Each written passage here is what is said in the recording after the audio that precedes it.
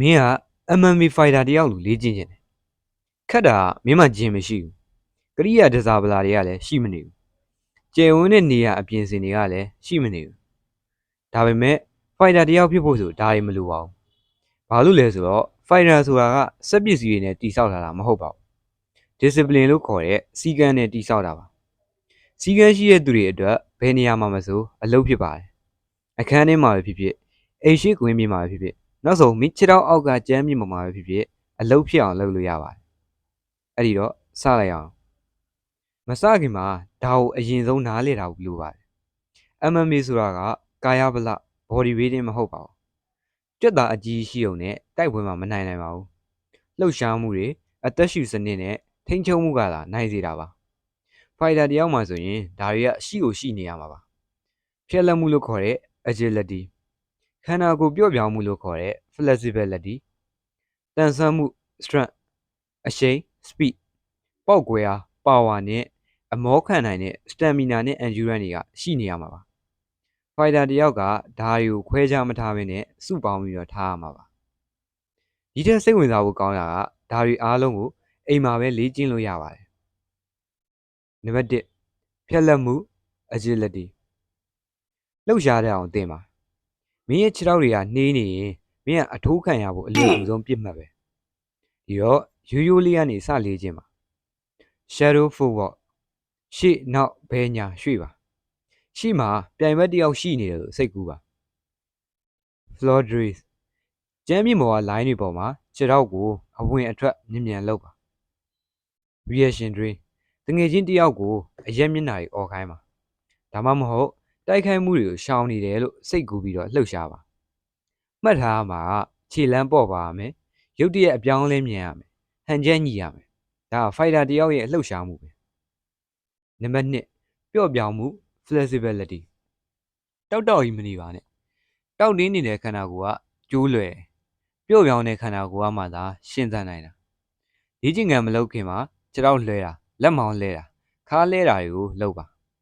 လေ့ကျင့်ခန်းပြီးရင်တော့ခြေဆန့်လက်ဆန့်အကျောဆန့်တာတွေအကျောလျှော့တာတွေကိုတေချာလုပ်ပါတနေ့ကို10မိနစ်လောက်ပဲလုပ်ပါပို့ပြီးတော့မြင့်အောင်ကန်နိုင်လာမယ်လှုပ်ရှားမှုတွေချောမွေ့လာမယ်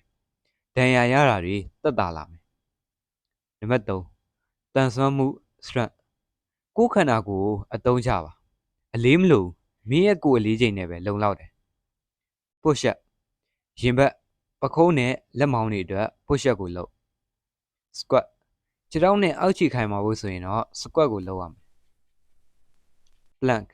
ခန္ဓာကိုယ်အလယ်ပိုင်းဗိုက်ကျက်သားတွေတန်းပါဖို့ plank ကိုလုပ်ပေးရမယ်ပထမဆုံးတော့လွယ်ကူတဲ့နေရာလေးကနေစပါပြီးမှပိုခက်တဲ့ explosive push up တို့ jump squat တို့ကိုပြောင်းလုပ်ပါဖြည်းဖြည်းချင်းထိန်းလုပ်တာကတန်ဆွမ်းမှုကိုဖြစ်စေပြီးတော့အရှိန်နဲ့အားသုံးပြီးလုပ်တာကတိုက်ခိုက်ရေးစွမ်းအားကိုဖြစ်စေတယ်နံပါတ်4အရှိန်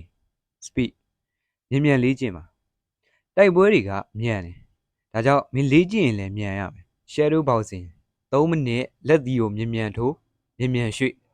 အသက်ရှူမှုကိုပုံမှန်ထိန်းပါ sprint in place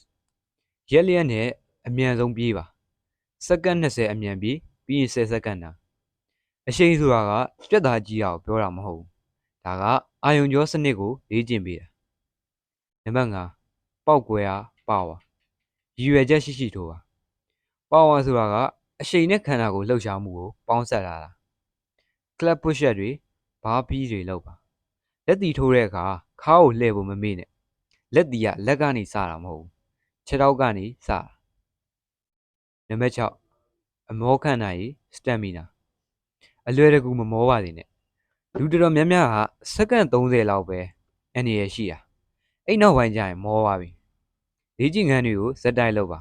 push up တွေ squat တွေ mountain climber တွေဘားပီးတွေအကြာကြီးမနာနဲ့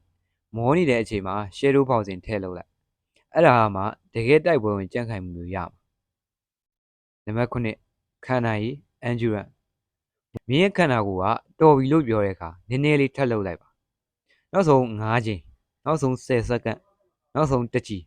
ဖိုက်တာတွေကိုအဲ့လိုပဲတီးဆောက်တာတက်တော့တက်တာနေလို့မရအောင်ဇွဲရှိဖို့ပဲလိုတယ်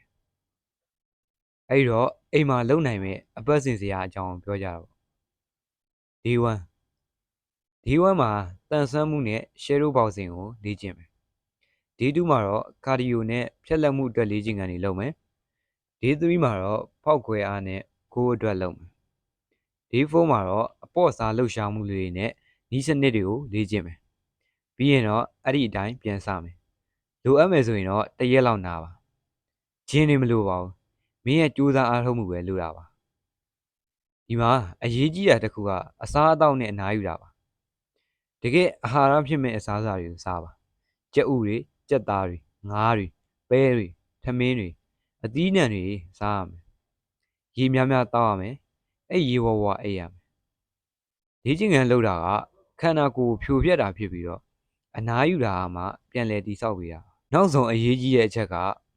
အိမ်မှာလေ့ကျင့်တာအားနည်းချက်မဟုတ်ပါဘူးစင်ကြီးပေးနေတာမှတကယ်အားနည်းချက်ပါနေရာကြည်ကြဲကဖိုက်တာတယောက်ကိုမဖန်တီးပေးနိုင်ဘူးမပြတ်မကွက်လေ့ကျင့်မှုကမှဖန်တီးပေးတာ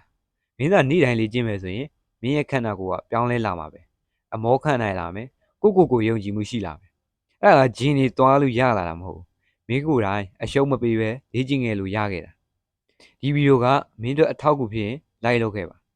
အိမ်မှာလေ့ကျင့်တဲ့နည်းလမ်းတွေထပ်သိကျင်တယ်ဆိုရင်တော့ subscribe လုပ်တာပါနောက်တစ်ခေါက်မှပြန်တွေ့ကြမယ်